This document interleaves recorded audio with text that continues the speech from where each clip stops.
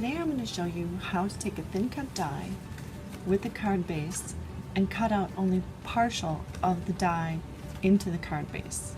Now while I was looking to do this, I found that my Cuttlebug and my Sizzix were too small to do this. I'm using a 4" by 5.25" card base. You need a bunch of hangover here in order to get your die on there. So I found that the best machine to use for this is an 8.5 by 11 die cutter. In this case, I'm using my Cut Emboss, which is an electric die cutter.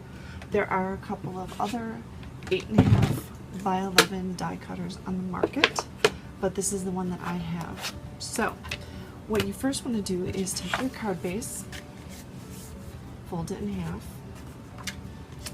take your die, and you're going to want to match your die to the very tippy top of your card base. You're then going to take a ruler and a pencil and mark just a little bit above where the card base ends at the bottom. That way that part of the card base will stay attached to the card base and everything from the line up will be die cut. Now, on the Craftwell, I have my D, I have a thinner B plate, and I will be using my A plate, but I will first put my card base down. I will put my die down, and I will take some washi tape or blue painter's tape and tape the die into place so it doesn't move. But then I found I needed something to just cut the portion of the die I just wanted to cut. So in this case, I have a smaller die cutter. This is a Spellbinders Sapphire. I don't know that they make this anymore, but you can get online small base plates for various different die cutters. So I'm using the Spellbinders Sapphire base plate A, and I'm putting it over just the portion I want to cut, and then I am taping that in place. And you know which portion you want to cut because you drew the lines, and that tells you where your smaller base plate should stop. Now, because this is an electric die cutter, you need to have the small base plate at the front as much as possible so that it will catch on the electric die cutter, and then you put your A plate on.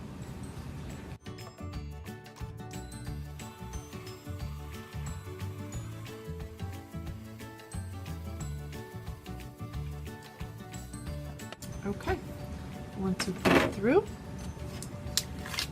take off all the washi tape.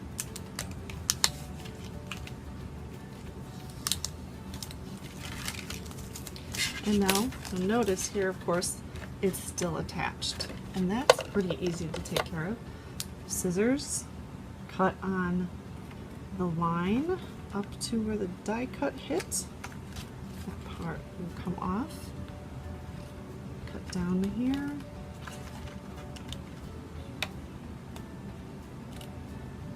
There we go.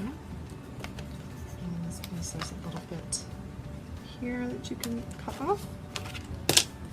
And then there's a close to my heart stamp that goes with this. So I am going to take my stamp, ink it up, and line it up. And there you go. You have it nice so that you can see the background. And in my case, I put an embossed background on the inside of the card, and I used a diffuser so that it didn't emboss everything, but I still had the pretty butterflies to stick out.